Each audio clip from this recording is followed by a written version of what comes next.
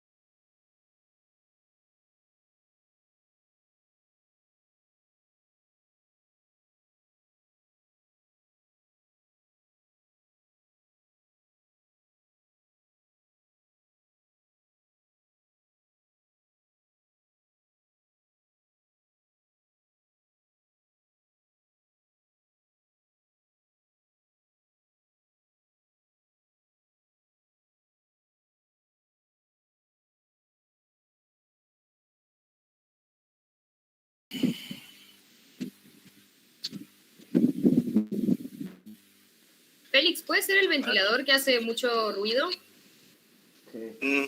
Puede ser.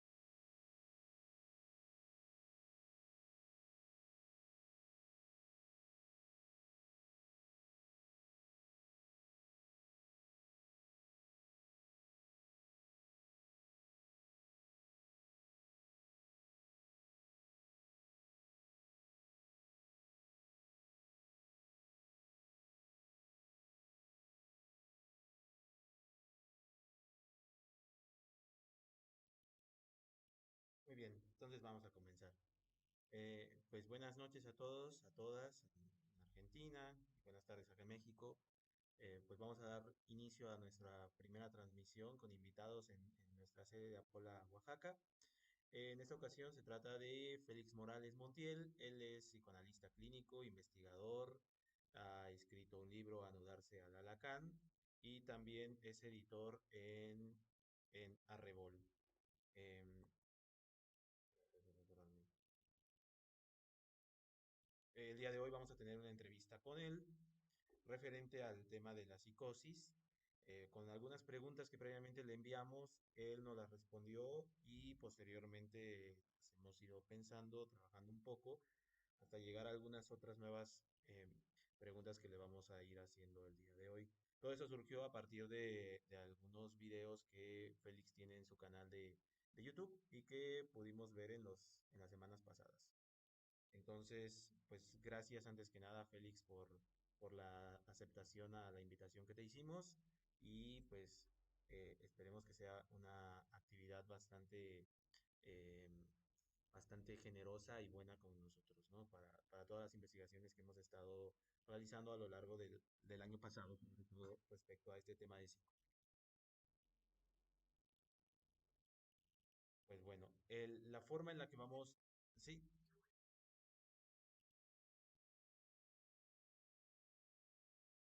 En el psicoanálisis lo que yo he visto es que se invita al experto a hacer una ponencia más o menos larga y después, dependiendo de qué tan generoso es el ponente, se habilitan las preguntas o no. Creo que la mayoría de las veces no se habilitan las preguntas, sea porque el ponente lleva demasiado, o sea, habla demasiado y no da tiempo para hacer las preguntas, o porque se habilita el espacio de las preguntas y nadie tiene nada que preguntar. Esta vez quisimos resolver eso un poco antes, pero eso también implicó que de parte de ustedes tuvo que haber un mayor trabajo. Entonces, digamos, reconocer eso también porque me parece una mejor modalidad esta especie de diálogo previo que tuvimos, que incluso los llevó a ustedes a escuchar lo que yo tenía para, algunas cosas que yo tenía para decir, después formular preguntas, después escuchar lo que yo tenía para decir sobre sus preguntas y después reformular sobre sus preguntas para ver qué puedo decir yo sobre. Me parece que por ahí va un poco más la cosa en vez de esta cuestión mucho más asimétrica de, bueno, yo vengo y hablo lo que a mí se me pegue la gana y después ustedes escuchan y tendrán preguntas o no. Entonces yo les quería agradecer también ese trabajo previo que habían hecho. Gracias a ti, Félix, por también tú pusiste la propuesta y se nos hizo bastante viable. Em, pues como vamos a trabajar, van a ser una serie de preguntas, una por una. Quizá que Félix tenga la posibilidad de responder algunas cosas. Lo pensaba como en forma de rounds. Entonces, cada round es una pregunta, más o 10 minutos, no todo el tiempo tienes que contestar. Igual y es como que en ese lapso de tiempo, si a alguno otro se le ocurre otra nueva pregunta o alguna situación que permita la discusión, pues sería bienvenido, ¿no? Entonces, de esta forma, iniciaría primero Miroslava. Hola, ¿qué tal? Buena tarde para todas, para todos. Gracias Félix por estar acá compartiendo con nosotras, con nosotros lo que hayas leído, lo que hayas estudiado. Y bueno, ante la primera pregunta, perdón. Ante la primera pregunta, ¿en qué sentido la realidad de la psicosis representaría un problema? Recordarás, respondiste que pedir el sentido asume no nada más a que hay un problema, ¿cierto? Sino que hay un sentido de ese problema. Entonces, de ahí deriva la siguiente pregunta. ¿Dirías entonces que si representa un problema, pensando desde la metafísica, luego, a raíz de esto, el sentido de tal problema, cómo operaría la psicosis y cómo se llega a él en análisis, es decir, al sentido?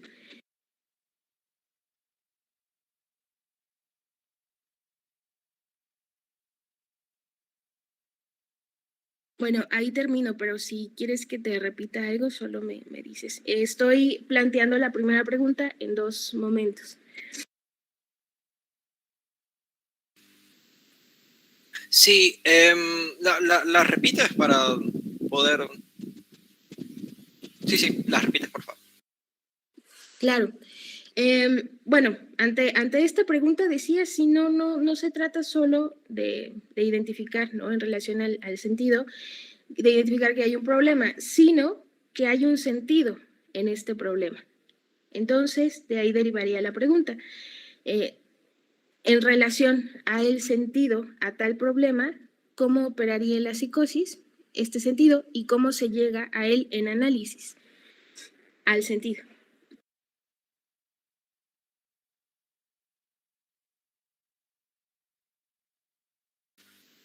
Ok,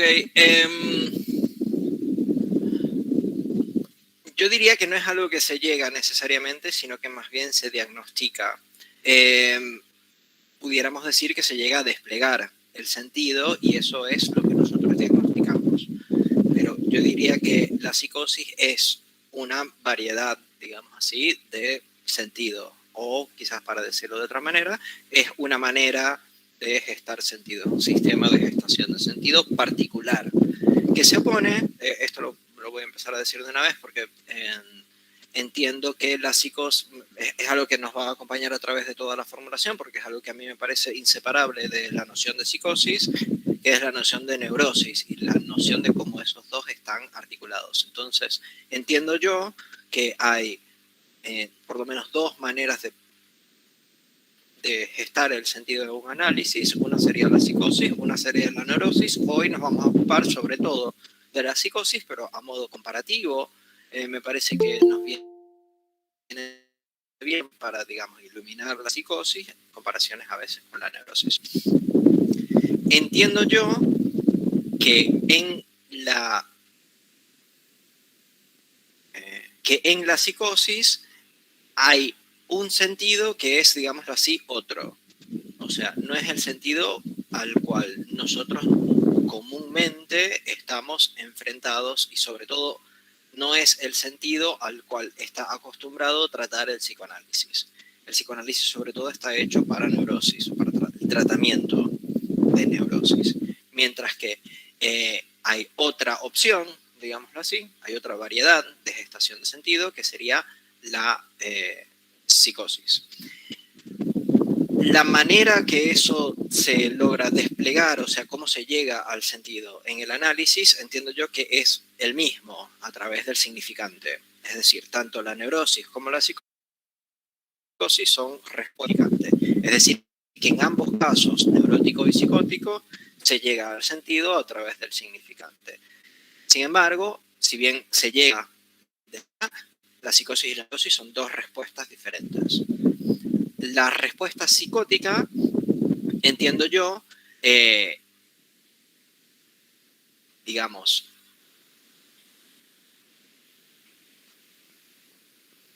intenta hacer de ese sentido una proliferación más que una acumulación, digámoslo así, por lo menos en este primer momento. ¿Qué quiero decir con esto? En vez de acumular todo el sentido en el padre como hace la neurosis, la psicosis lo que intenta es proliferarlo haciendo categorizaciones, taxonomías, etc. A mí me parece que en el caso Schreber esto está muy evidente. En vez de intentar coagular, llevar todo hacia un mismo punto, que es lo que vemos en la neurosis, en la psicosis se trata más bien de la soltura, la proliferación, la movida. Y eso justamente es lo que lleva del lado de la neurosis a pensar que en la psicosis hay un problema con la realidad. ¿Cuál es el problema? Que ellos tienen, los psicóticos, los neuróticos dicen, ellos, los psicóticos, tienen como una realidad desviada. Dulce dijo algo sobre el sonido. ¿Me avisan? ¿Qué tal? ¿Puede ser que tenés el ventilador en movimiento? Sí. Porque hay un momento donde no se escucha y momentos donde sí, alternativamente. ¿Ahí se escucha? Ahí no, ahí sí está fijo, ¿no? Genial. Bueno, gracias. Disculpen la interrupción. Justamente, bueno, eso pudiera ser como una... No me voy a meter en eso todavía. Pero a eso voy un poco. O sea, la realidad de la psicosis, yo no diría que representa un problema en general. Yo diría que contextualmente resulta un problema, sobre todo dentro del contexto de la neurosis, es decir, dentro del contexto de la normalización. Como la psicosis justamente escapa a la normalización, como justamente propone, digámoslo así, otra realidad, pero que solo es otra en el sentido de que hay unos que piensan que hay una realidad. Como la psicosis tiene otra realidad, en la neurosis, digamos, y sus comités, se intenta hacer una especie de normalización, una especie de rectificación, una especie de dirección de cómo ese sentido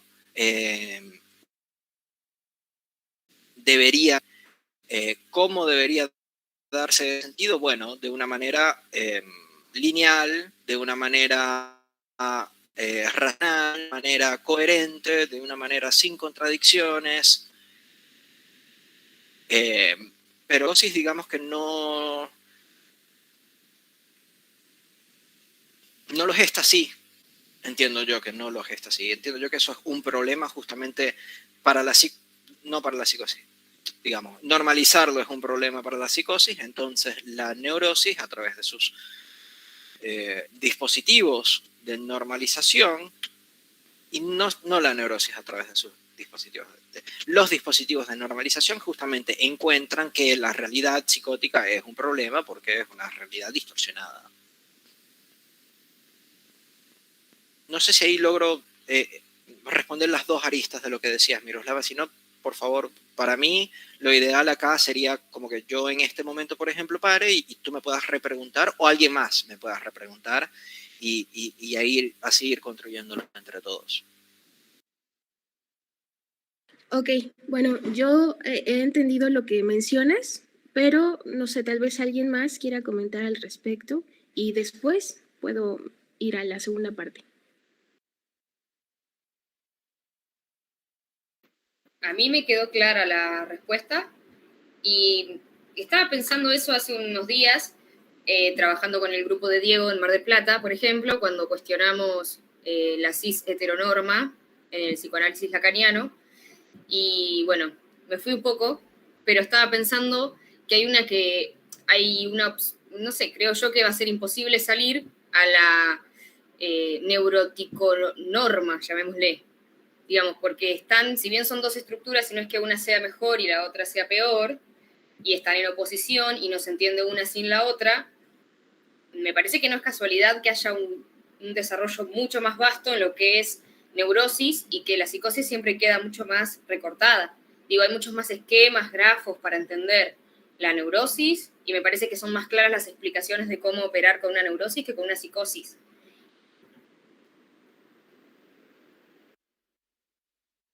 No sé cuál es tu opinión al respecto.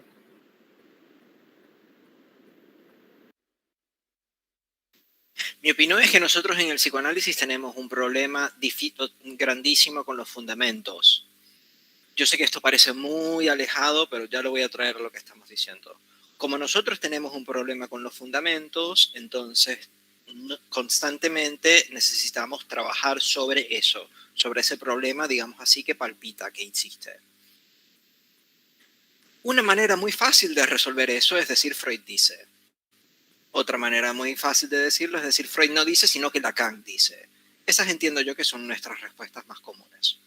Habría otras maneras de responder eso, digamos, más a través de los esquemas, de los grafos, de las matematizaciones. Creo que esas serían otras maneras de responderlos, no recurriendo al autor, no recurriendo al padre, no recurriendo a aquel que coagula el buen sentido, digámoslo así. Eso estaría de nosotros. No sé si depende tanto, digamos, de la neurosis o de la, digamos así, del estado del desarrollo del psicoanálisis actual. Y ciertamente, digamos, que es más fácil, digámoslo así, es más fácil hacer un discurso lógico sobre lo racional que hacer un discurso lógico sobre aquello que escapa a la razón, porque se piensa que hay una equivalencia entre razón y lógica. La neurosis, por lo general, trabaja con la razón como su lógica, mientras que la psicosis tiene otras opciones, que no son necesariamente la razón. Por eso, lo que aparece dentro de la neurosis, dentro del campo neurótico, o sea, desde la perspectiva neurótica, como saliéndose de la razón, es lo malo, entonces básicamente son las opciones de o perverso o psicótico, ¿no? Esas, digamos, son las dos maneras de ver lo malo dentro de la neurosis. Pero fíjense que ahí hay una indiferenciación importante, porque justamente esa norma hace que todo lo que escape a la norma, sí, la norma hace que todo lo que escape a la norma parezca lo mismo. Entonces, todo lo que no es, para tomar el ejemplo que está dando Poli, que a mí no me parece que está muy lejos, pero no me gustaría meterme demasiado por esta vía porque nos va a cambiar mucho el vocabulario. Si tenemos, o sea, tenemos la heterosexualidad y por fuera tenemos un montón de otras cosas, que todo sí se puede englobar como queer, pero también se puede definir, se puede precisar de otras maneras. Me parece que, digámoslo así, con la neurosis, con la psicosis y la perversión pasa igual. Se puede decir la neurosis y los locos, los normales y los locos, pero dentro de los locos hay también una variedad especificable, taxonómica bastante importante.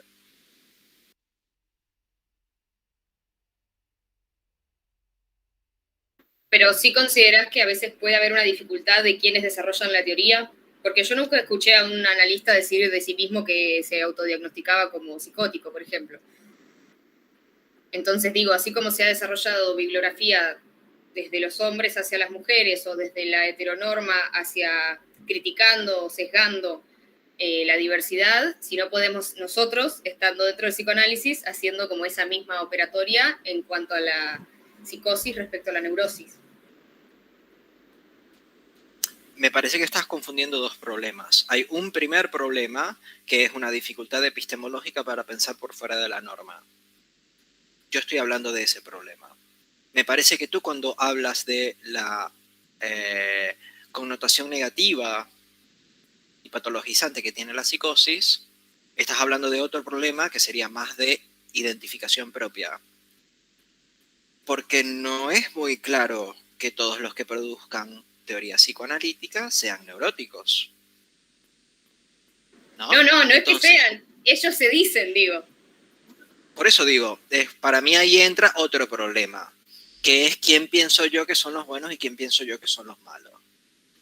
Ese a mí me parece otro problema, que es un problema más de nomenclatura que de desarrollo de una teoría. Porque estaría todo buenísimo si esa misma gente desarrollara teorías coherentes sobre la psicosis y nosotros lo único que tuviéramos que hacer es cambiarle el nombre. El problema es que no lo hacen. ahí digo, ahí me parece que hay otro problema más grande que no tiene que ver con los nombres, sino que tiene que ver con la dificultad de pensar, por ejemplo, el principio de no contradicción, por ejemplo, pensar la lógica para consistente, están todas esas dificultades, que no sé si con eso tiene tanto que ver con si yo me llamo neurótico o si yo me llamo neurótico. Me parece esa es la única opción. O sea, con que ellos se autodenominen neuróticos. No sé si tiene tanto que ver con eso. Para mí tiene que ver con otro problema que es la dificultad de sostener, de articular premisas sin recurso a un objeto, digamos así, real, que sería esta realidad distorsionada. O sea, sería la realidad no distorsionada, sería la realidad verdadera frente a la cual la psicosis parece tener una realidad distorsionada.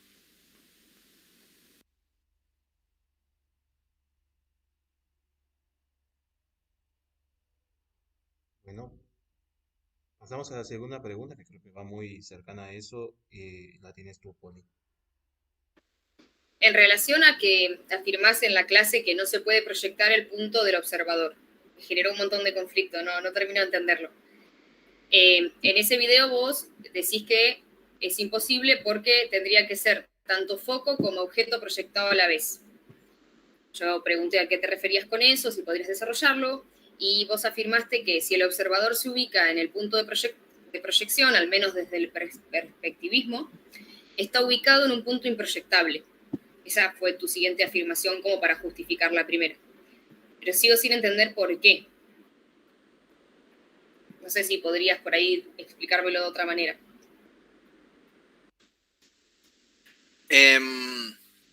Acá me gustaría aclarar que esto es una cuestión más matemática que psicoanalítica.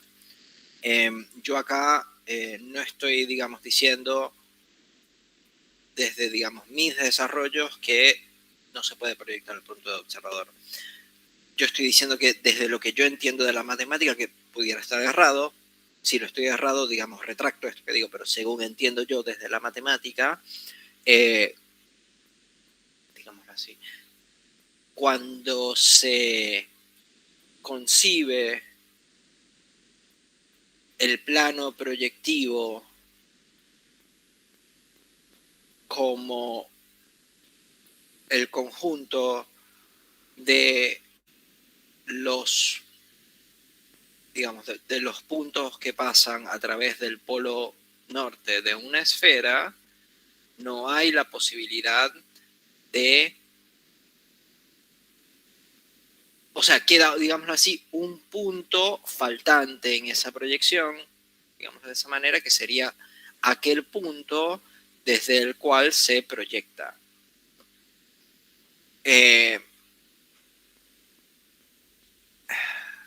No, yo no sé decir muy bien, sobre todo con las cosas matemáticas, no sé responder muy bien a la pregunta por qué. Primero, porque me faltan herramientas matemáticas, eso sin duda, pero después otro, porque las matemáticas, según las entiendo yo por lo menos, son básicamente una serie de escrituras que se unen más o menos, o sea, se unen lógicamente entre ellas y no requieren ellas un porqué por fuera de la escritura. Entonces, debido a que se está trabajando con la geometría proyectiva y la geometría proyectiva tiene un punto excepcional, que sería aquel punto de la proyección,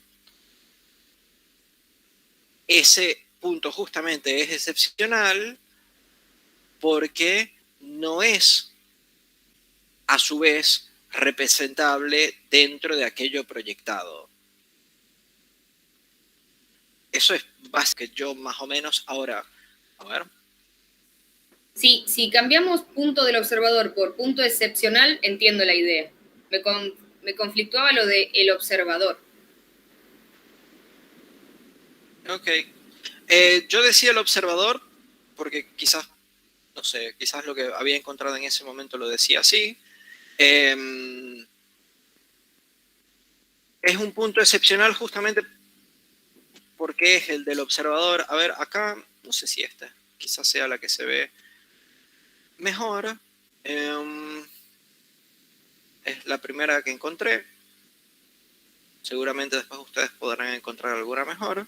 Ah, esta también me gusta.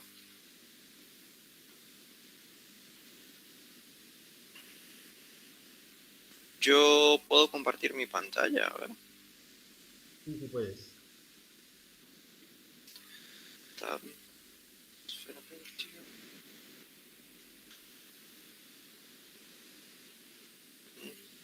Ok. Fíjense como acá por lo menos, no sé qué tanto se ve. Pero pueden ver que este punto acá se ve o es como muy... Se ve muy chiquito. Mm. Si cliqueas Y esa si imagen, lo tal vez. hago... No sé qué hice, pero está mejor. Acá, este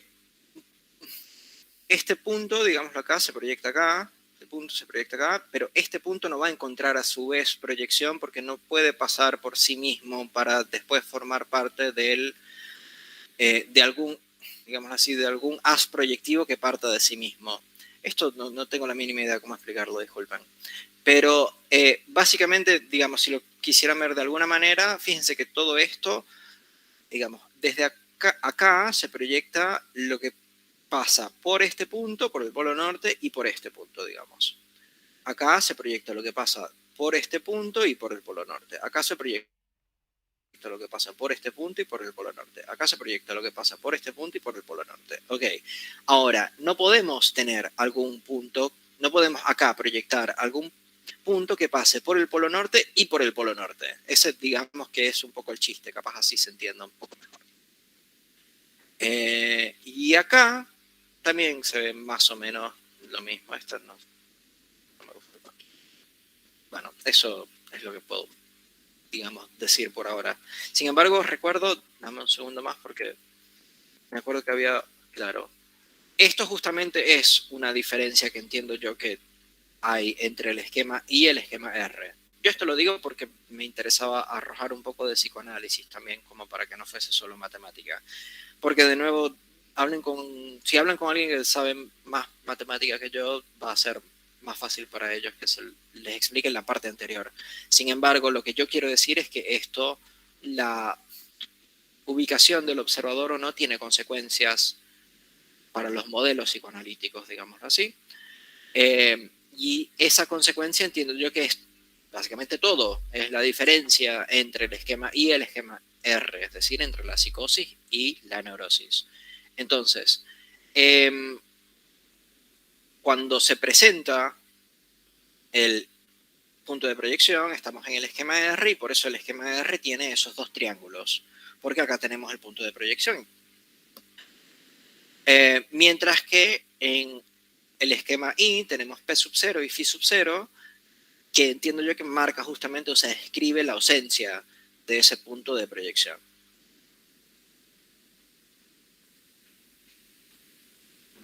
¿Ese punto de proyección sería equivalente a la extracción o no del objeto A o vos lo estás pensando como conceptos distintos?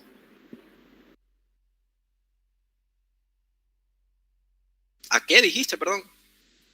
Si vos pensás el punto de proyección como una extracción de objeto A o los pensás como conceptos distintos.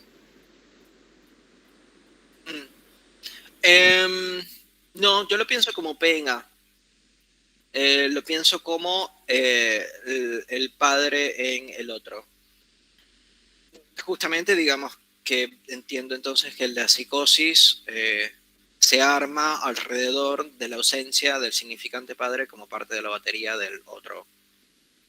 O sea, ahí no se encuentra ese significante, y para no llamarlo padre, me gustaría llamarlo más este significante coagulador de sentido, acumulador de sentido, que hablé respecto a la primera pregunta, ¿no?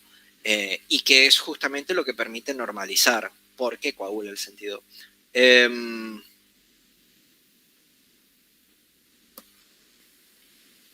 como un significante que le da sentido a todos los otros significantes pero no es el mismo enunciable o articulable, digámoslo así. Pero bueno, tiene un sentido. Nadie sabrá cuál es, pero tiene alguno y que lo reparte por todos lados. Gracias. Siguiente. Ay, que tengo que encender un Ah, y disculpa Manuel, sobre la extracción del objeto A, yo entiendo que eso sucede más bien es cuando se lee el esquema R de cierta manera se puede extraer el objeto A. Cuando el esquema R se deja de leer como triángulos homólogos y se empieza a leer como un cross-cap, se puede extraer de ahí el objeto A como esa banda que está entre los dos triángulos, orientada de cierta manera según la escritura de Lacan. Entiendo yo que eso es la extracción del objeto A. Fíjense que para poder hacer eso, primero necesitamos que esté P en A. O sea, esas dos cosas tienes razón en el sentido de que están concomitantes, no se, o sea, son cómplices, no se puede pensar la una sin la otra. Sin embargo, nomenclatura, digamos, nada más. Yo diría que son dos cosas diferentes. El punto de proyección, entiendo yo que eso no sería el objeto A, y la extracción y el P en A. Punto de proyección y la extracción del objeto A serían las dos cosas diferentes. Bueno, a continuación toca a mí. La pregunta está muy cercana a lo que acabas de mencionar, bueno, lo que estabas trabajando hace un rato, sobre todo con el significante coagulador de sentido. Yo estaba pensando si tal vez esta ontología que estás trabajando, que no la hemos terminado de entender, nos cuesta mucho trabajo diferenciar la metafísica de la ontología. De hecho, justamente hoy en la mañana estábamos hablando en el WhatsApp de eso, y la postura que tú tomas ante la ontología. De pronto me salió la idea que esto tal vez tendría que ver con una parte sí matemática, que sería lo que estabas articulando hace un ratito, pero también una parte historicista. No sé si habría una parte historicista en esto, en el sentido que el significante coagulador de sentido que hablabas en la primera pregunta, si no estaría ligada a las posiciones ontológicas, sobre todo que partieron de la Edad Media, ¿no? San Agustín, las cosas son como son y no hay otra forma que sean de otra manera, y que llegaron hasta la modernidad y todavía hasta nosotros, ¿no?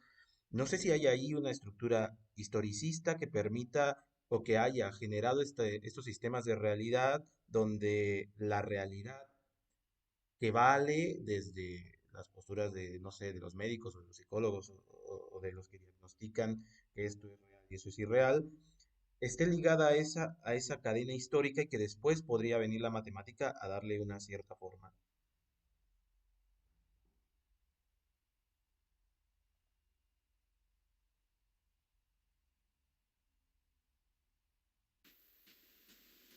El problema con pensarlo así es que la matemática termina siendo un modelo de la realidad y no viceversa. Y a mí eso me parece peligroso. Porque entonces se termina pensando que la matemática es una especie de eh, algo que se puede deducir, digámoslo así, de, sí, de la realidad, cuando yo más bien, digamos, la pienso de otra manera, eh, donde es más bien la matemática que se puede, digamos, que la realidad se puede ver que resuena matemáticamente, que justamente es lo que hace la ciencia moderna. O sea, la ciencia moderna le ofrece a la realidad una hipótesis matemática y la realidad le responde, o sea, nos responde de una manera muy particular, porque no le importa lo más mínimo quién sea yo, o sea, no le importa mi punto de enunciación, solo le importa que yo esté ofreciendo esa hipótesis matemática. La realidad me responde de una manera como muy predecible, eh, precisa, medible de nuevo matemáticamente, cosa que no pasa con otros lenguajes, digámoslo así, como el español o el alemán, qué sé yo. Entonces, si bien sería una manera de ejemplificarlo, yo no iría demasiado por esa vía, porque me parece que, digamos, tiende hacia el vicio de pensar a las matemáticas más como una manera de modelar la realidad que pensar la física como una manera de pensar las matemáticas que consuenan con la realidad o algo así. Y sobre la diferencia entre ontología y metafísica, mi autor de referencia ahí es Julián Serna Arango, que es un filósofo colombiano. Tiene un libro que se llama Ontologías Alternativas, Aperturas de Mundo a partir del Giro Lingüístico, que es muy bueno. Eso se los recomiendo mucho. Y también, en realidad, esa diferencia también está planteada en Marcus Gabriel, sobre todo en Campos de Sentido, donde básicamente retoma un concepto heideggeriano de ontoteología. Entiendo yo, digamos, olvidemos todo eso que yo acabo de decir, olvidemos todos los nombres, porque lo que me interesa es más bien proponerles la teoría. Les digo los nombres porque si quieren después ir a consultarlo. Pero básicamente la diferencia que yo hago entre metafísica y ontología es la diferencia que se puede hacer entre gato y animal. O sea, la metafísica es un caso particular de la ontología, como el gato es un caso particular del animal. Para decirlo mejor, la metafísica es una respuesta a la pregunta ontológica. La pregunta ontológica es ¿qué hay? La física responde con esto que estabas diciendo bastante bien, que es el ser que es, y no hay el no ser que no es, y algo muy importante que muchas veces no se dice, que es que no se puede pasar del ser al no ser, ni se puede pasar del no ser al ser. Eso Julián Serna Arango lo dice la disociación, o sea, dice que es una disociación del ser. Yo que esa es la metafísica. Sin embargo, no es la única manera de pensar lo que hay. No es la única manera de pensar, digamos, de otra manera rápida lo que existe. Hay otras maneras también de pensar lo que hay, e incluso si pensamos, por ejemplo, en Lacan, yo no diría que el significante de ninguna manera cae bajo la categoría de que es lo que es, ni de que no es lo que no es, ni de que... O sea, eso me parece que la metafísica, o sea, digámoslo así, el significante para mí es un ejemplo bastante claro de que hay otra ontología que no es la metafísica. Y por lo tanto conviene, digamos, abrir un poco más el campo y decir, bueno, está la metafísica por un lado y como mínimo está el significante por el otro, como también una manera de pensar la ontología.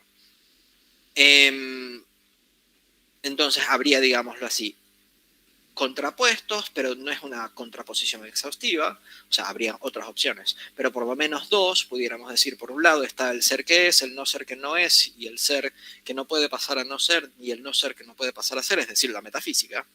Eso todo está por un lado. Después, por otro lado, estaría el significante y la ontología del significante, que es más bien aquello que representa un sujeto para el otro significante. Entiendo yo que eso no sería metafísico. Entonces, nada, les estoy dando el ejemplo de un perro, que evidentemente no es un gato, entonces ustedes pueden decir que existe la categoría de los animales, que engloba tanto a los perros como a los gatos. Justo esto que acabas de decir, que el significante, o habría una ontología del significante, nos llevó a ciertos razonamientos hace tiempo. Justamente te lo poníamos en el documento, ¿no? Si habría una ontología que no sea la aristotélica tomista, es decir, que la cosa no solamente es porque es o no es porque no es, sino que podría estar en esta movilidad. ¿Qué pasaría en los casos clínicos si podríamos pensar que una neurosis podría ir hacia una psicosis o a la inversa? O sea, ¿es posible pensar en eso a partir de esto? ¿O es posible pensar en el fenómeno psicosomático, que era lo que nos llevó a varios cuestionamientos, que si bien el fenómeno psicosomático pertenece a la holofrase, y el paciente viene y habla y su discurso es neurótico, es posible pensar que hay dos estructuras en el par lettre. No sé, porque a esas situaciones nos arrojó de repente, ¿no? Como, entonces tal vez podemos pensar que el psicótico puede venir a neurótico o al revés. Bueno, no sé.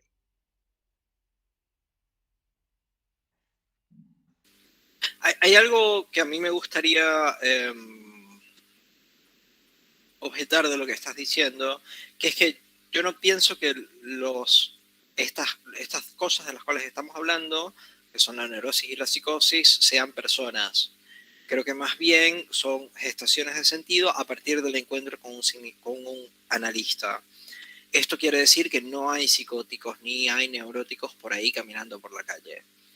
Solo dentro del consultorio, o mejor dicho, solo en relación con un analista, habría neurosis y habría psicosis. Esto quiere decir también que no se tratan de individuos.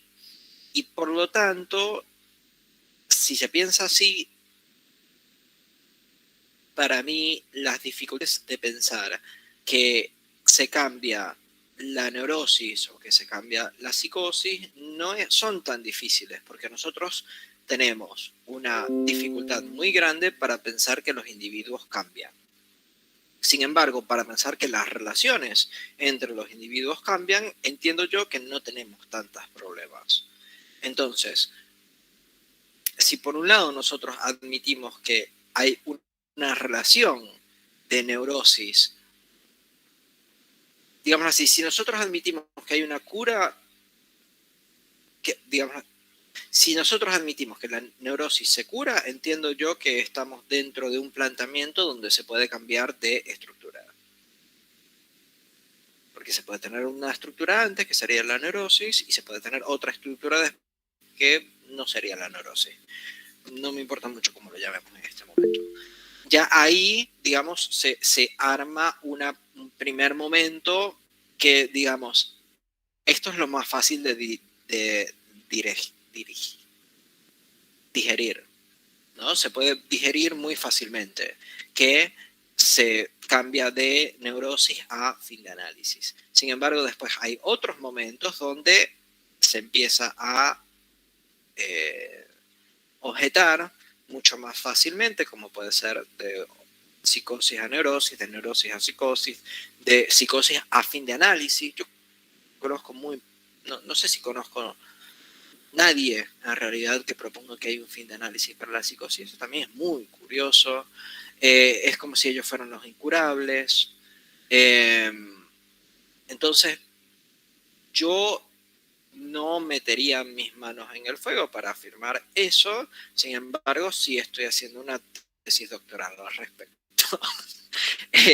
Me parece que es el tipo de cosa que conviene tratarlo como con mucha seriedad, sobre todo por la cantidad de objeciones vehementes que se encuentran cuando uno empieza a pensar cosas de ese estilo. Y como bien dice Manuel, me parece que una de las objeciones, casi todas las objeciones vienen del lado de la metafísica, ¿no? O sea, casi todas las objeciones vienen del lado de es que uno es neurótico o es que uno es psicótico. Y si yo esto se lo robo a Alfredo totalmente, a Alfredo Edelstein, me parece que el psicoanálisis es antimetafísico. Si nosotros justamente podemos sostener una teoría antimetafísica, yo no entiendo cómo, teniendo una teoría antimetafísica, se pudiera sostener que no hay cambios entre lo que en este momento estamos llamando estructura, que sería neurosis y psicosis, ¿no? No sé si es la mejor manera de llamarlo, pero llamémoslo así. No sé cómo, yo no encuentro los argumentos para decir que no se puede cambiar si se piensa antimetafísicamente. porque justamente si la metafísica lo que hace es disociar el ser del tiempo, la antimetafísica lo que haría es por lo menos hacer una asociación mínima de nuevo, y eso quisiera decir que el ser pudiera cambiar, ¿no? No sé. ¿Ibas a decir algo, Poli? Sí, quería decir que me parece, hace creo que 2 semanas hubo una entrevista con Alfredo y le hice una pregunta formulada de otra manera, pero en relación a esto que vinimos charlando en Oaxaca. Y la pregunta fue porque lo que más me dio curiosidad es que hablando con distintas personas de Apola o que estuvieron y después se fueron, las respuestas eran distintas y que de acuerdo a los argumentos que tomáramos de Alfredo, en algunas presentaciones o libros o en otras, podríamos llegar a argumentos opuestos. Digamos, hay coherencia si uno quiere justificar que es una estructura a la otra y que deben pensarse en relación y oposición y que si hay si no opera el nombre del padre, no hay extracción de objeto A y por lo tanto no habría, y todo lo que se deduce, ¿no? Como si fuera un cuadro comparativo, pero también, al menos yo, no puedo pasar por alto ciertas frases, como que si pensamos de manera anti-individualista, no esencialista, no, no biologicista, y tomamos un caso, establecemos un sujeto como tema, asunto, problema, que es pensado en el terreno de la hipótesis, porque no habría un referente en la realidad de eso con lo que estamos trabajando. Digo, ¿por qué? ¿Por qué no pensar que, por ejemplo, se puede armar un caso intervalar y luego que, producto de cierto desencadenamiento, se arme un caso holofraseado o que dentro de un mismo, o digamos, viene un parletre y que nosotros ubiquemos 2 tipos de caso ahí para trabajar? De ahí me sale la pregunta. Por ahí vamos por distintas vías, pero me parece que, o sin querer decirlo, estás pensando algo similar, más bien en relación a la metafísica. Por ahí fuiste por otro lado.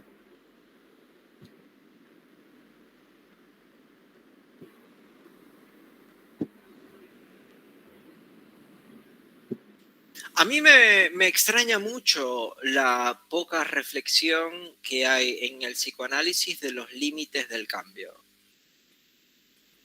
Yo entiendo que el psicoanálisis justamente lo que hace es proponer un cambio. Yo no entiendo qué hacen mis pacientes viniendo a mí, o sea, no tengo manera de entenderlo si no es buscando cambiar algo. Entonces yo pienso que el psicoanálisis es una disciplina, un trabajo, una praxis del cambio. Entonces hay que pensar como con mucha cautela, como con mucha seriedad, los límites de ese cambio. Y me parece que estamos en un momento donde hay muy poca reflexión al respecto. Claro, si el cambio sería dentro, digamos, con los elementos covariantes, ¿no? Si el cambio estaría en la relación covariante de elementos, pero la estructura de base se mantendría, o bien también se podría cambiar la estructura como tal. Digamos, como esquema vacío donde yo no veo a nadie, sí, está bien, pero no veo a nadie objetando, no acá me parece que sería pueril, pero no veo a nadie en el mundo psicoanalítico, digamos, objetando mucho cuando alguien dice que hay un fin de análisis, o sea, que la neurosis se puede curar. A veces sí, digamos que es una cuestión como de, no sé, 60-40, pudiéramos decir quizás. Pero decir que una psicosis se puede curar es insólito. Entonces, a mí eso me llama la atención. Digamos, yo suelo fijarme mucho en las respuestas que se dan frente a las propuestas cuando hay propuestas. No es muy común que haya propuestas, pero cuando hay propuestas, a mí me parece muy interesante no solo ver la propuesta es interesante, o puede ser interesante, pero también puede ser muy interesante la respuesta que se da frente a esa propuesta, ¿no? O sea, no se puede. Ok, ¿por qué no se puede? Ahí me parece que es donde nosotros podemos justamente ver los argumentos sobre los cuales se está fundando una teoría.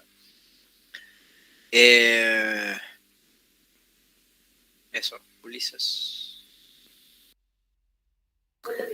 No sé si puedo continuar haciendo una pregunta, Emma o Félix, o continuamos con las preguntas que va un poquito de la mano con lo que está hablando Poli y con lo que está hablando Félix. Déjame ver cuál es la Lo siguiente. pregunto por el tiempo, ¿no? Sí. Yo creo que vamos con la siguiente pregunta. Está muy ligada y también la tuya va a estar ligada. Entonces Sí, por favor. también ahí puedes Listo, aprovechar listo. para clavarla. Le toca a Caro. Hola, buenas noches a todos, a todas. Hola Félix, mucho gusto, soy Carol, no tenía el gusto.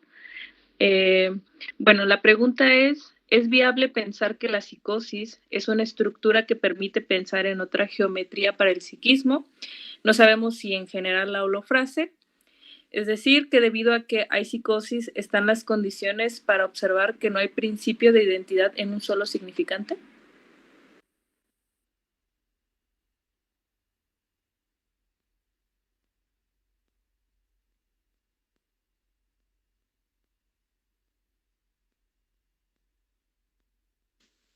Ok,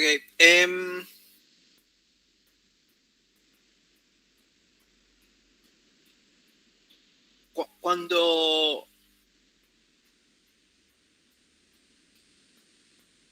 cuando se dice geometría para el psiquismo, con esto quiero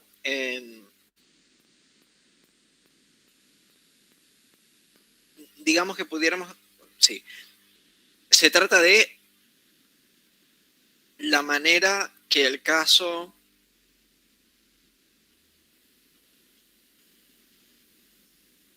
se puede desplegar en el espacio, ¿no? O sea, no estamos hablando de qué forma tiene la mente de la persona, porque me parece que no trabajamos con la mente, entonces tanto preguntarse por la forma de algo que no existe no es muy interesante.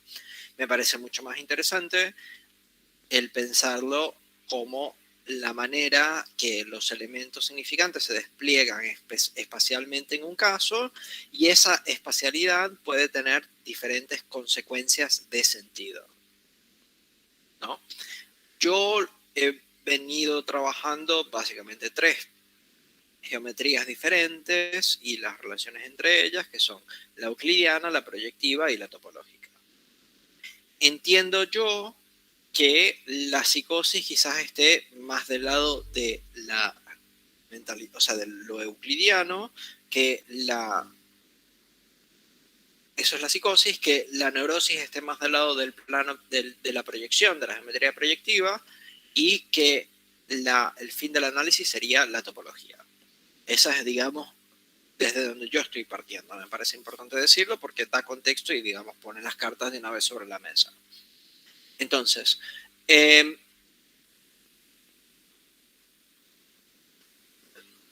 para retomar, digamos, esta especie de pelea que había yo propuesto entre, digamos, las instituciones neurotizantes y la psicosis, entiendo yo que como vivimos en un mundo, digamos así, de perspectivismo, entiendo que las instituciones son perspectivistas, hacen énfasis sobre un individuo y cómo ese individuo ve o está, digamos, en el mundo.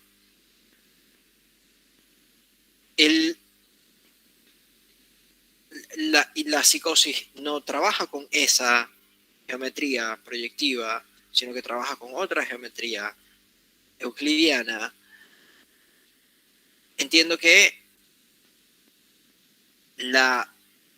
digamos, frente a ese relieve neurótico proyectivo, la psicosis puede emerger como otra, como diferente, como otra geometría.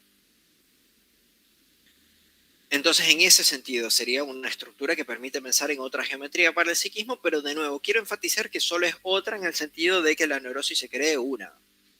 Porque en realidad nosotros pudiéramos decir que es la neurosis la que propone, la que permite pensar en otra geometría para el psiquismo, ¿no?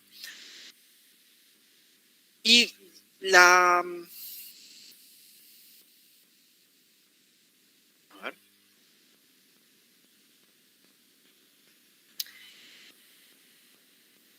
Hasta ahí, digamos, si, tomando la psicosis solo por ella misma, yo no diría que estamos en condiciones para observar que no hay principio de identidad en un solo significante. Yo diría más bien que en la conjunción de ambos, o sea, al pensar la neurosis y la psicosis en conjunto, se puede hacer eso. Se puede observar que no hay principio de identidad en general para los significantes, diría yo. no sé si capaz acá me puedan como aclarar un poco a dónde iba esto de lo de un significante, pero lo que yo entiendo es que los significantes no tienen principio de identidad, salvo uno, que es el problemático, que es el falo, que para no meternos en cosas pornográficas, yo más bien les propondría llamarlos el signo, o sea, aquello que permite ir de significante a esbozo de realidad o objeto de realidad. En la psicosis entiendo yo que, digamos, más bien hay muchos de esos, mientras que en la neurosis ahí es donde hay uno, ¿no? Que sería este significante coagulador de sentido. Mientras que entiendo yo que en la neurosis más bien hay un montón de otros significantes que a su vez coagulan nada más un poquito de sentido, o sea, no está esa cosa de acumulación como está en la neurosis, pero después tiene una contracara a la psicosis, que sería ese phi sub 0 o ese p sub 0, donde no, solo quiero decir que no quedaría tan clara el principio, no queda tan claro el principio de identidad de ese significante en la psicosis. Entonces estoy hablando de, digamos, los significantes en general en la neurosis, entiendo yo que llevan hacia un solo significante que es el que acapara el principio de identidad, sería el padre, el falo, de eso estamos hablando. Y después habría otro tipo de estructura de gestación de sentido, que sería la psicosis, donde cada significante lleva una porción, digamos, de realidad, pero después hay algo que se escapa, que por ahora yo insistiré en solo llamarlo P sub 0 o phi sub 0, no me interesa ir más allá de eso. Sin embargo, sí quiero enfatizar algo sobre el principio de identidad en este punto, que es que como estamos trabajando con dos modelos diferentes, con dos sistemas diferentes, incompatibles uno con el otro, no podemos decir que sabemos algo sobre el mundo, o sabemos algo sobre la realidad, o sabemos algo sobre aquello que existe, digamos, por fuera de nosotros. Por eso, para mí, la cuestión de la ontología tiene muchísimo peso, porque si nosotros, como psicoanalistas, no detentamos algún saber sobre el mundo, sobre las cosas que quizás el manejar diferentes pensamientos sobre lo que existen y no solo manejar el pensamiento de que existe el mundo, nos permita a nuestra teoría ser un poco más flexible con aquellas otras ontologías no metafísicas, es decir, con aquellos casos que se nos presenten donde no haya una equivalencia entre lo que ellos están diciendo y el mundo o la realidad o esa cuestión.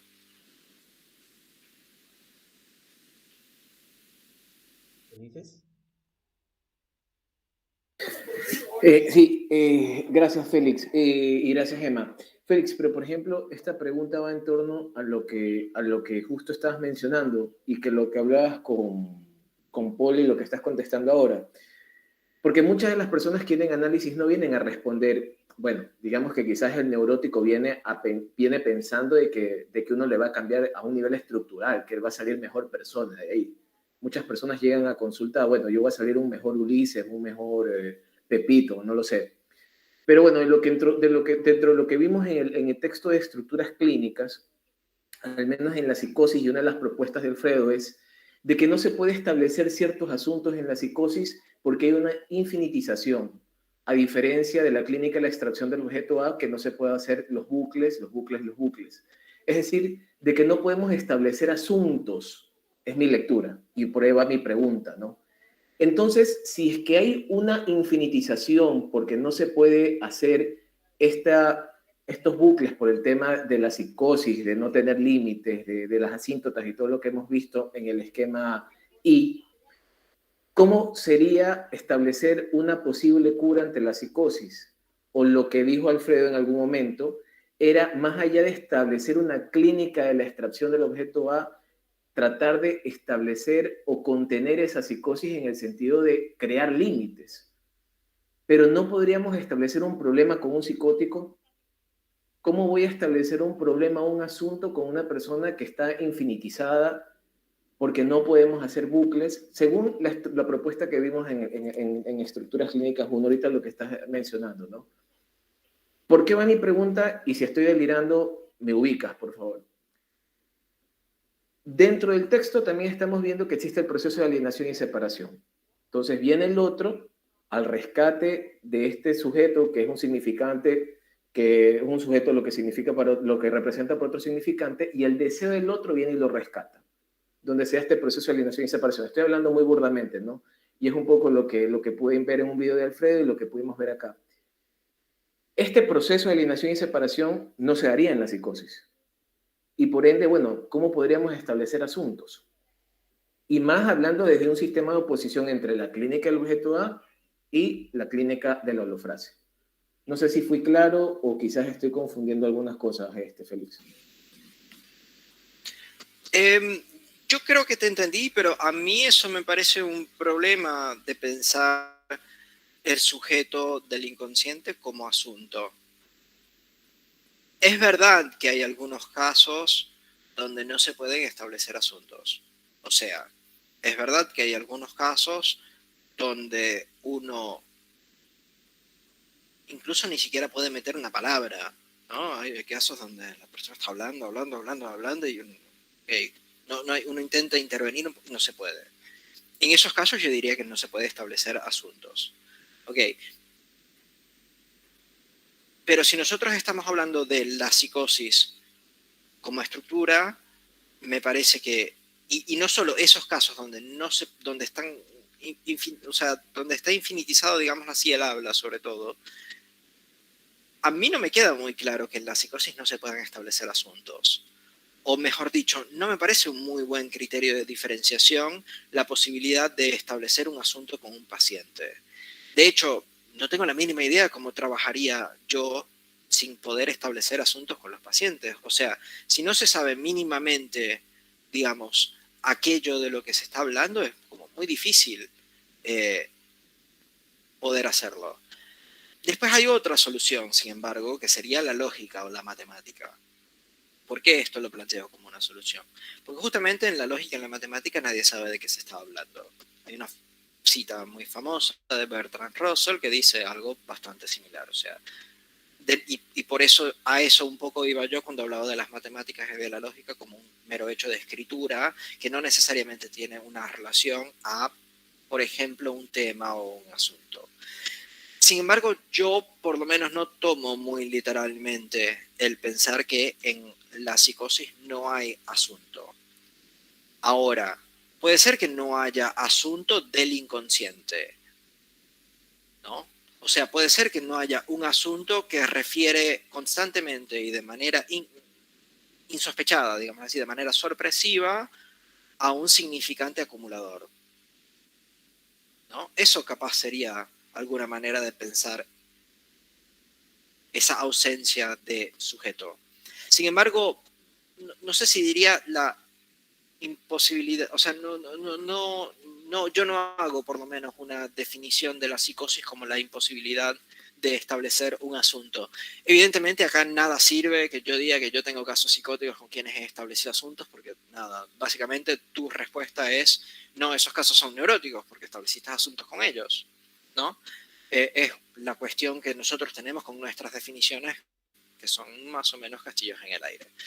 Ahora, hay una otra cuestión que tú habías comentado de las pretensiones de los pacientes cuando vienen a análisis. A mí eso me parece importante. No sé si es psicoanálisis, ¿no? O sea, lo que tú quieras, lo que yo quiera de un análisis con mi analista, no sé si es muy importante para el psicoanálisis. Ahora, sí, como practicantes, te diría que es muy importante porque si el paciente viene con un problema determinado y eso es lo que en verdad le importa y lleva 6 meses contigo y no ha mejorado, digamos que en el mejor de los casos el paciente se va a ir. Si no, igual, eso no es lo que nosotros trabajamos en el análisis, porque nosotros en el análisis estamos trabajando justamente la relación entre el paciente y nosotros. O sea, nosotros estamos trabajando qué sucede entre nosotros. lo que el paciente quiera es importante desde el punto de vista que él es un usuario de nuestros servicios.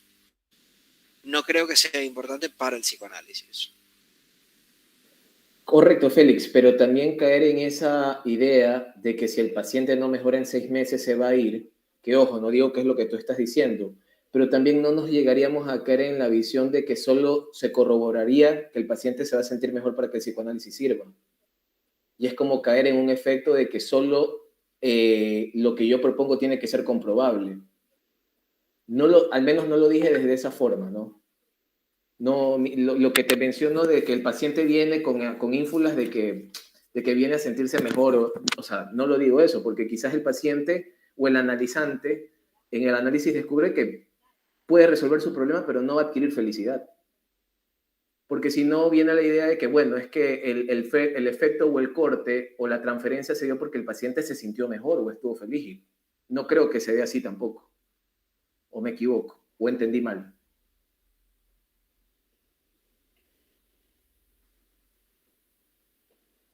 Sí, a mí no me queda muy claro que estemos hablando de lo mismo.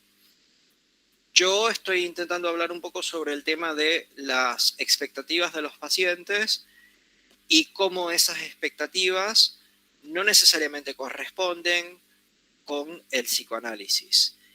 Y también estoy diciendo, son dos cosas, y también estoy diciendo que si yo como, lo digo en primera persona, yo creo que si yo como psicoanalista no atiendo a el motivo de consulta del analizante, yo creo que se van a ir.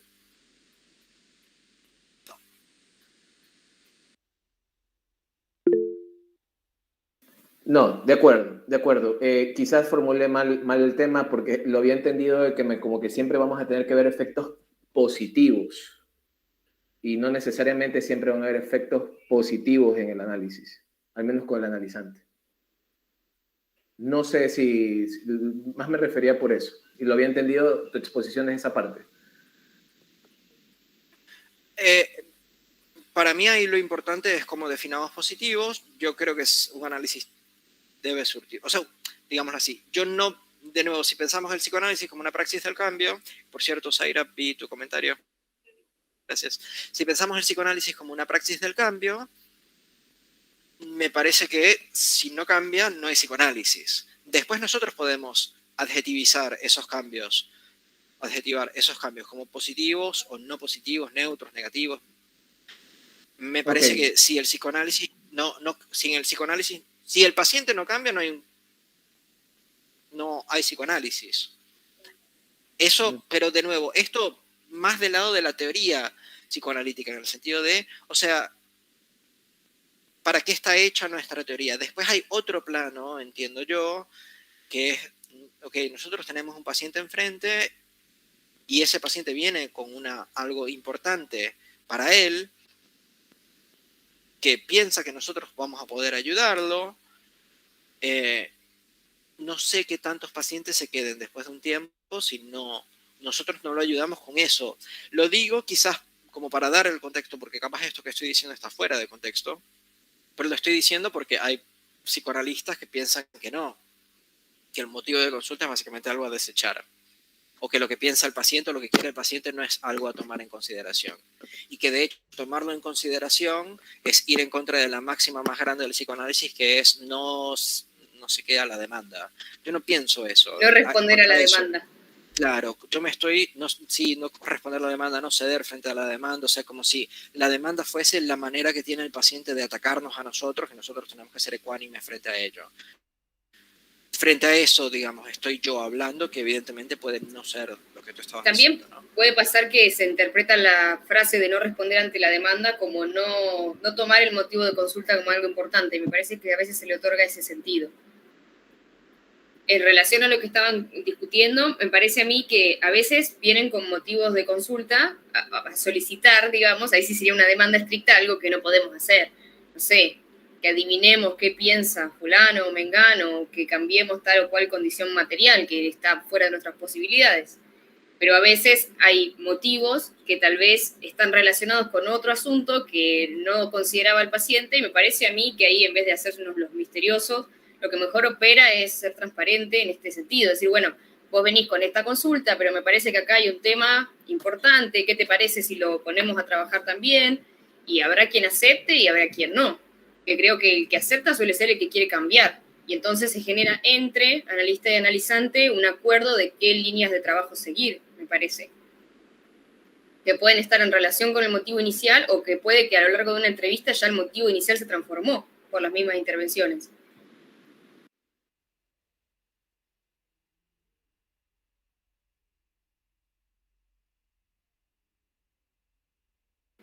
Acuerdo con Félix que para mí tiene que subyacer el querer cambiar, digamos, porque por ahí mejorar, ¿mejorar qué? ¿O qué sería mejorar? Por ahí para un paciente mejorar es cambiar alguna característica propia, ¿no? Enunciada así por ellos.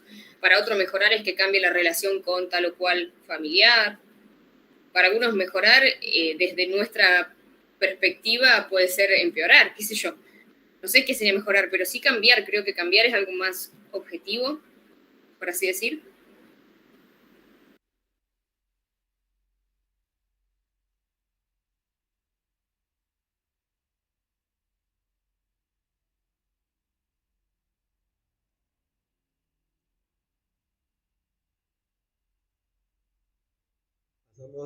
Bueno, vamos un poco contra el tiempo. Quedan aún algunas preguntas. Si les parece, vamos a avanzar con las preguntas y si Félix tiene un poco más tiempo, hablamos. O sea, pregunta-respuesta. Le toca a Dulce. Hola, hola Félix. Bueno, el cuestionamiento que teníamos o que te habíamos enviado era si el esquema R es exclusivo del caso Schreber o su operación es similar en toda psicosis, y tú nos mencionabas que sí se puede pensar así, este esquema para toda psicosis, ya que se trata de una escritura de la estructura. Entonces, de igual forma, se puede pensar que el esquema L aplicaría para toda neurosis, dado que hay una legalidad porque opera el nombre del padre. Y entonces la pregunta sería, si el esquema ahí es donde tal vez nos atoramos un poquito, donde hay una ilegalidad por lo que ahí no opera el nombre del padre, y esto se ve en las hipérbolas, que son efecto de esa ilegalidad. Si el esquema ahí aplica para toda la psicosis, o se puede pensar para todos los casos de psicosis, o es exclusivo del caso de Schreber, bueno, si fuera así, solamente para este caso, todas las psicosis o cada psicosis tendría su propio esquema. Esa sería nuestra pregunta respecto al esquema ahí.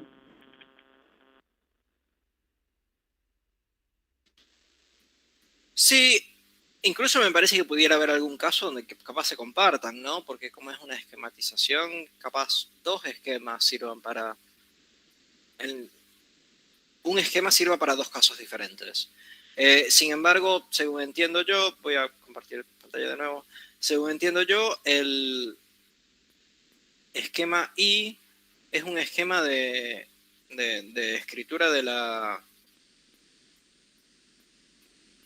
estructura, ¿no? Entonces, si nosotros estamos proponiendo que se trata de la estructura, yo no entiendo muy bien cómo después, o sea, estructura entre paréntesis psicótica, ¿no? Entonces, yo no entiendo muy bien cómo después se diría, bueno, pero esto es solo para esta psicosis, ¿no? Eso a mí me hace un poco de ruido.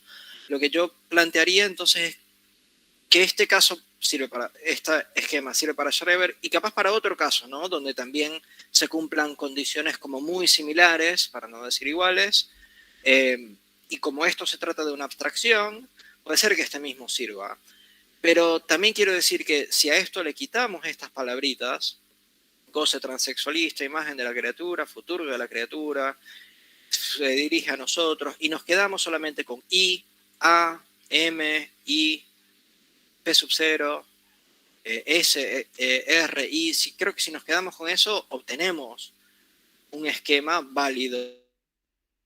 Yo diría, por lo tanto, para todas las psicosis, pero casi tautológicamente, porque estoy definiendo la psicosis como aquello que entra dentro de este esquema, y estoy definiendo este esquema como lo que figura la psicosis. Entonces, Mi respuesta es que sería para todos los casos psicóticos sin las palabritas. Y que habría maneras de encontrar, o sea, y que habría esquemas que sirven para varios casos y que de hecho pudiéramos pensar un mismo esquema con un mismo caso con varios esquemas. No, con esquemas acá quiero decir no diferentes formas, ¿no? Sino diferentes palabritas acá. Esto es lo que estoy diciendo que cambia entre los esquemas. Quiero ser claro con eso, ¿no? No estoy diciendo que de repente va a ser un caso de esquema R, sino que, bueno, puede ser que imagen de la criatura sí sea una manera de figurar el caso, pero después también haya otra manera de figurar el caso así.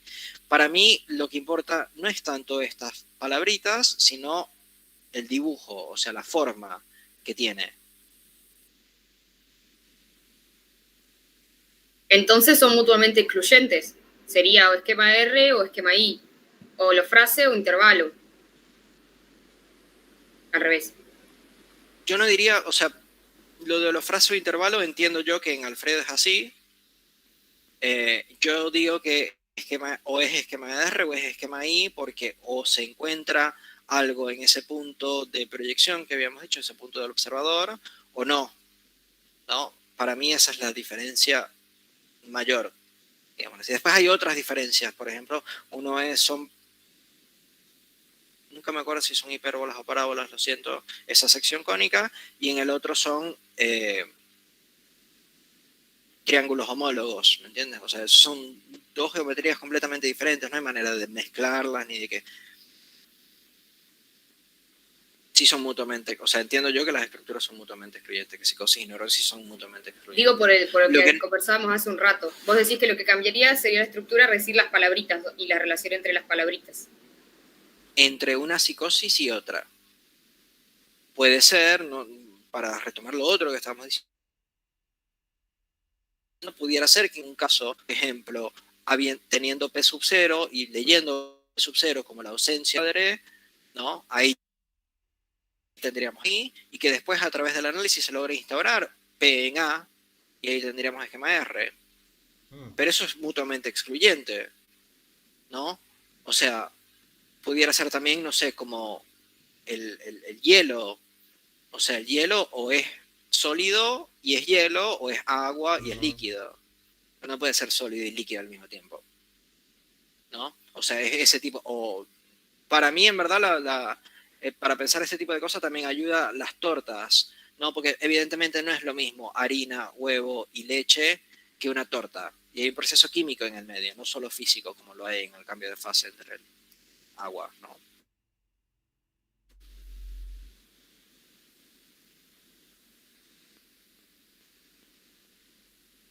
Ahora es el momento de Ulises. Gracias, Emma. Félix, un poco en lo que iba la pregunta, en la primera pregunta que hizo Miroslava, creo o considero que va de la mano con eso. Si se dice que existe una realidad distorsionada, eso abre la posibilidad de que exista una realidad no distorsionada como sistema de oposición. ¿Y a qué se refiere un poco esto de aquí? Tengo tu respuesta, pero sí no sé si podrías explicarlo un poco o te repito la pregunta. No, entiendo. Hay, digamos, voy a tomar una vía. Hay un matemático que a mí me gusta mucho que se llama Norman Waldberger y él está también proponiendo, digamos, otra matemática.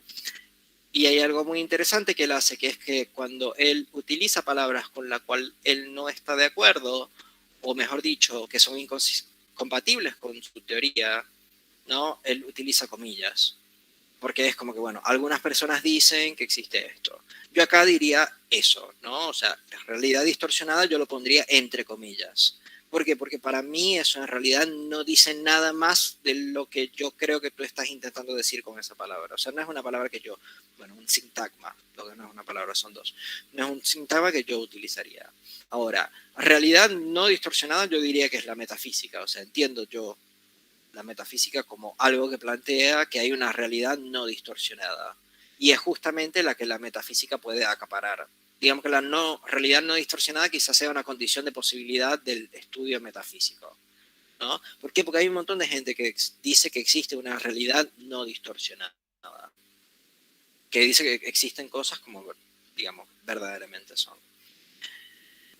Y ahora, pasa que en el siglo, no sé, XVI puede ser, de nuevo esto que estaba diciendo de las matemáticas y la naturaleza, sería muy curioso pensar que no existe una realidad no distorsionada dada la evidencia científica.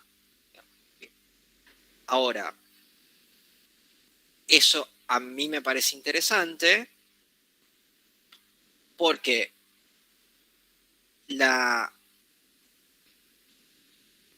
pensar que toda realidad es distorsionada, es decir, negar la existencia de una realidad no distorsionada, ¿no? Se suele pensar, bueno, si negamos la existencia de una realidad no distorsionada, entonces, por lo tanto, ¿no? Como consecuencia, toda realidad es distorsionada. ¿Y cómo se distorsiona? Bueno, cada una la distorsiona dentro de sí. Entonces yo me estoy intentando parar entre esas dos, ¿no? Me estoy intentando parar entre, por un lado, toda realidad es distorsionada y por otro lado, existe la realidad no distorsionada.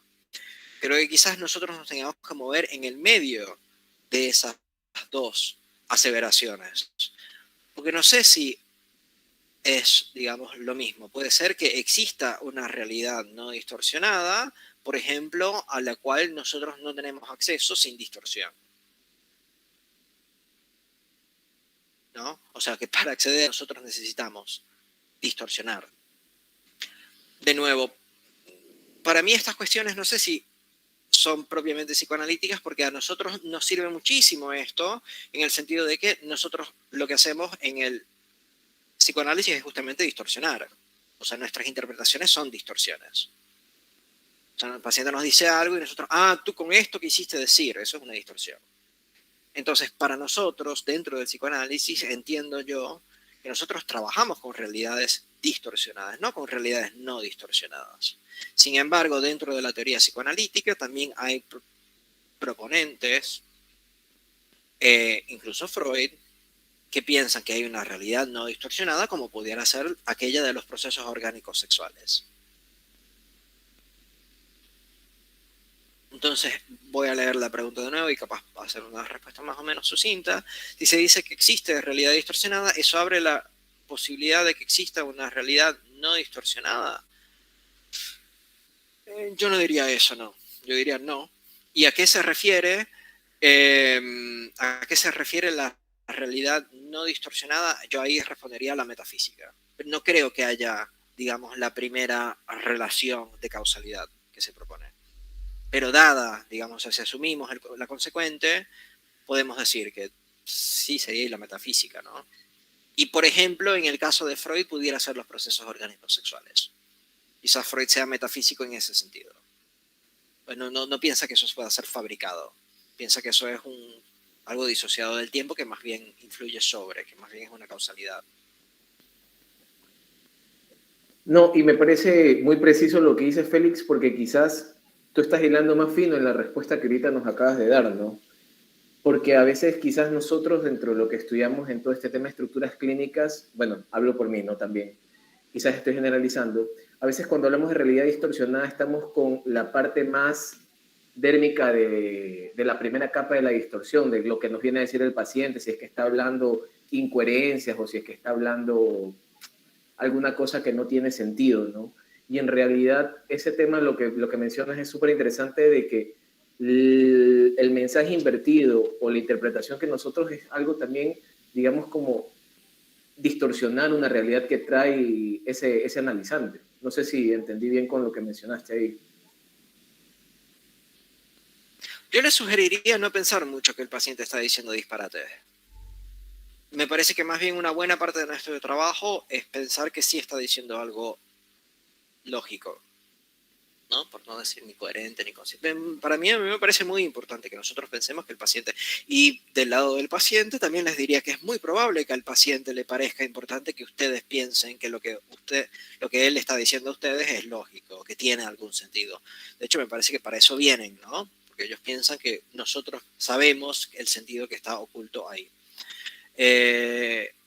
Entonces, sí, no, y por otro lado, a mí no me parece que el psicoanálisis verse sobre el mundo, sino sobre la naturaleza. O sea, eso no es el objeto del psicoanálisis, es una praxis. Después sí puede haber mundo, ¿no? Eso dejémoslo a los filósofos.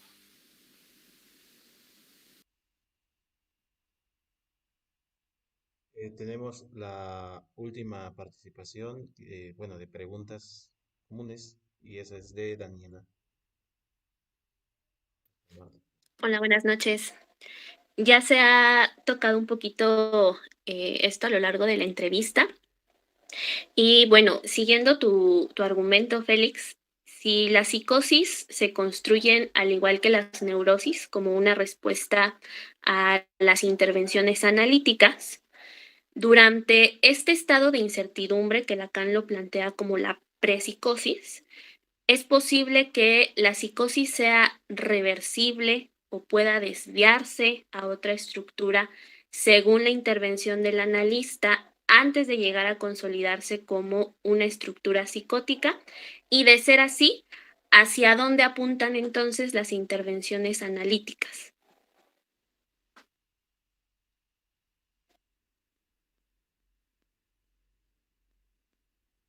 Ok, voy a comenzar, quizás después te pide que me recuerdas un poco.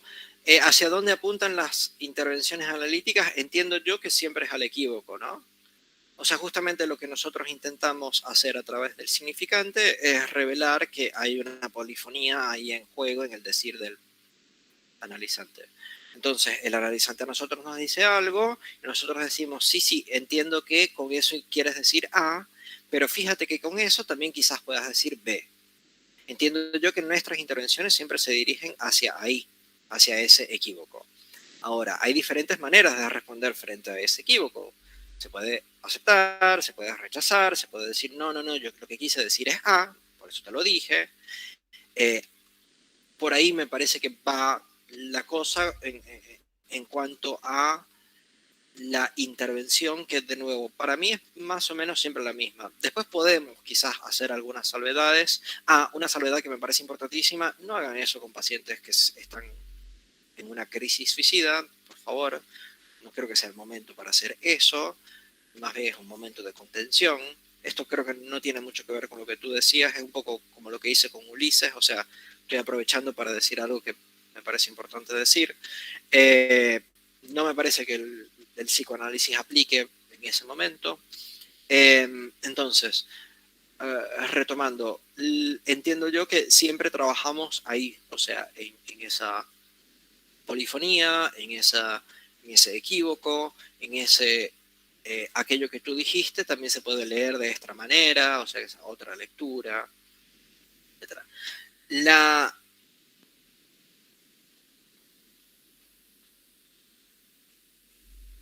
O sea, nosotros proponemos eso, ¿no? Como intervención. Después el paciente a nosotros, y el caso en general, nos va a responder algo. Para mí ahí, de nuevo, la cuestión es, ok, ¿cuál es la estructura de aquello que responde? O sea, ¿cómo se gesta el sentido a partir de nuestra intervención? O sea, es como si nosotros estuviésemos tocando y nosotros estamos evaluando de qué manera se vuelve a organizar ese sistema después de que nosotros lo tocamos. Si es, o sea, cuando lo logramos tocar, que casi nunca sucede. Pero bueno, cuando nosotros logramos tocar en ese sistema y efectivamente logramos hacer una intervención, el caso responde de maneras diferentes.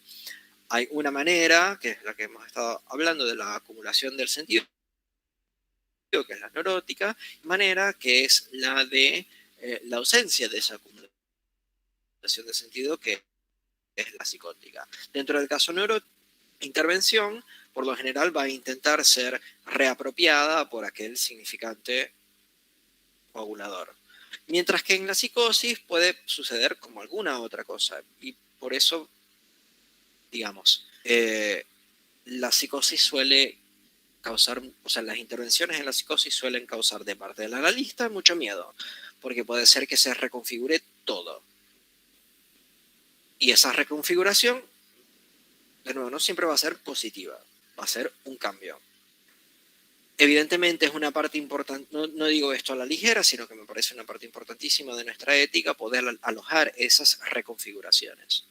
Y de hecho poder alojar incluso dentro del mismo dispositivo e incluso dentro de la misma sesión esa reconfiguración para no solo reconfigurarla, sino articularla de cierta manera.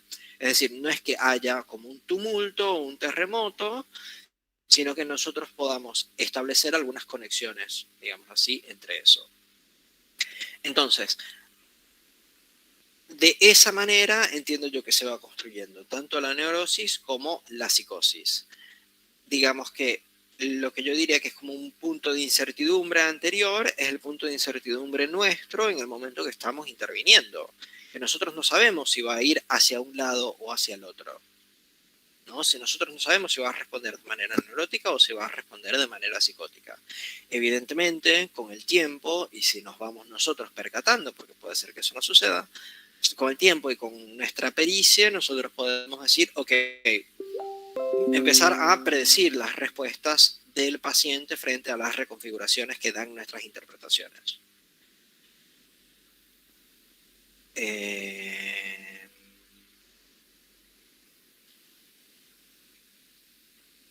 Eso creo que diría. No sé si quieres que precise alguna de las cosas que dijiste, porque de nuevo no sé si lo logré abordar todo.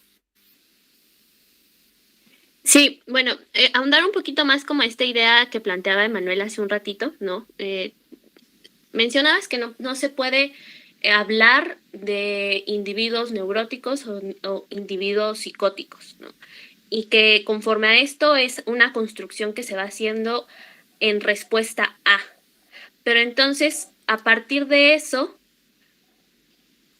las intervenciones que hace el analista apuntarían entonces sí a una estructura, pero no basada en el individuo, sino en la respuesta que da el individuo.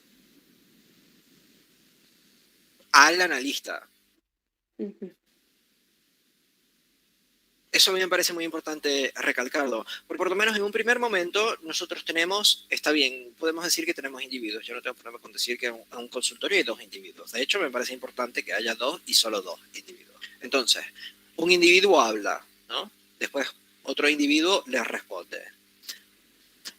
Hasta ahí tenemos individuos. Pero me parece que después tenemos otro momento, que es el momento que a mí me parece más interesante desde un punto de vista psicoanalítico y que es el momento que yo diría transferencial, que es un tercer momento donde el analizante afirma o rechaza de alguna manera que tiene que ver con, o sea, la afirmación o el rechazo puede ver justamente con esta reorganización del sistema a partir del tocarlo, ¿no? Donde ahí hay una disolución, porque ahí no importa quién lo dijo, quién no lo dijo. O sea, ahí lo que hubo fue una, digamos, retoma de los dichos. Entonces, el paciente dice A. Entonces, el analista dice A. Con A tú quisiste. Y entonces ahí entra B dentro del caso que se armó entre el analista y el analizante. ¿Pero por qué? Porque justamente hay todo un dispositivo psicoanalítico, primero, que ya hace que no sea inocente la jugada ni que sea solo el individuo, pero después también hay una interpretación psicoanalítica. O sea, el paciente no está trabajando sobre sí mismo, está trabajando sobre la interpretación que hizo el psicoanalista. Y la interpretación que hizo el psicoanalista fue sobre el paciente. Entonces, ahí, para decirlo de alguna manera, hay una disolución, en el sentido de que el analizante está trabajando con la interpretación que hizo el psicoanalista sobre lo que dijo el mismo analizante. Ahí hay una, digamos, ¿no? O sea, se distorsiona lo que dijo el analizante y se le propone de nuevo. Pero en esa distorsión, me parece que es muy ingenuo e incluso puede ser hasta perverso de nuestro lado disociarnos de nuestra intervención. En el sentido de que nosotros fuimos quienes la proferimos, o sea, nosotros fuimos quienes ejercimos esa distorsión. E incluso nosotros somos los que sostenemos un dispositivo que se basa sobre esas distorsiones, ¿no? Entonces, en ese sentido yo diría que no se trata del individuo, si bien evidentemente asumimos que la mejoría, digamos, del caso se la lleva el individuo, ¿no? O sea, el cambio de la mejora del caso se la lleva el individuo. Analizante, quiero decir, ¿no? Se la lleva el paciente. Pero eso solo tras, digamos, tenemos individuos, después eso se mezcla, y después, bueno, sí, la idea de mezcla tenga una injerencia sobre el caso y que el caso cambie a partir de esa injerencia que es de a dos, no es individual. Y me parece que las respuestas frente a eso es lo que nos... O sea, lo que nosotros diagnosticamos cuando diagnosticamos son las respuestas frente a eso. O sea, nosotros vemos, ¿fue de este tipo o fue de este otro tipo? ¿Se coaguló con esto otro que nosotros llevamos 3 años trabajando y que todavía no? ¿O más bien se tambaleó todo para intentar, para generar otro sistema? ¿Cuál de las dos respuestas hubo frente a nuestra intervención? Eso para mí es lo que nosotros diagnosticamos. Y así, por ejemplo, no nos importa el color de piel de la persona, el sexo de la persona, qué tanta barba tiene, nada de eso nos importa, sino que nos importa es, ok, ¿cuál es la respuesta que el caso tuvo frente a esta intervención de A2? Y ahí no importa, no hay manera de que entre ahí el sexo, digamos así, ¿no?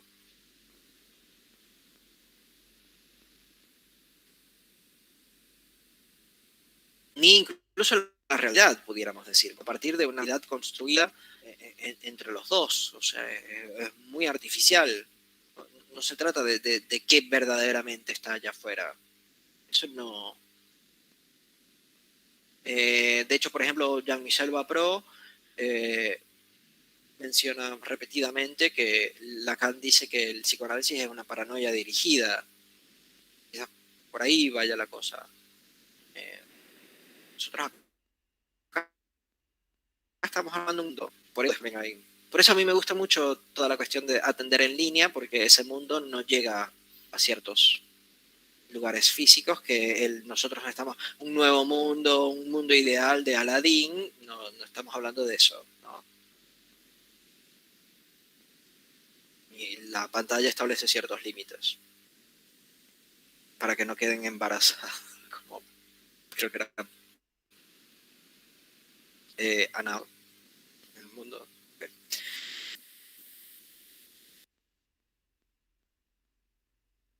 Pues ya no quedan más preguntas por hacer de Félix, a menos que alguien levante la mano y ya un momento más, porque ya también ya es un poco tarde para...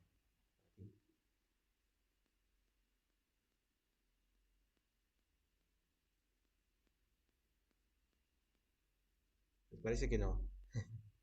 Pues muchas gracias, Félix. Me pareció una entrevista muy enriquecedora, bastantes cosas que tomar nota, que hay que estudiar y seguir trabajando. Em, pues eres el primer invitado de la sede como tal y pues qué gusto que hayas venido aquí con nosotros y también que los compañeros y compañeras hayan elaborado sus preguntas. ¿Quieras decir algo más? No, gracias a ustedes de nuevo, y yo no me acuerdo si les había recomendado esto, pero bueno, como esto también se va a hacer público, o sea, este libro, como este video también se va a hacer público, si leen inglés, porque creo que no está en castellano, les recomiendo muchísimo este libro para trabajar la psicosis.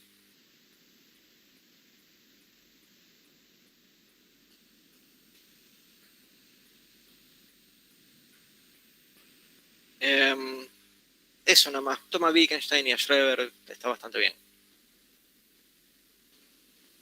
Pues muchas gracias. Y Félix. gracias. Eso.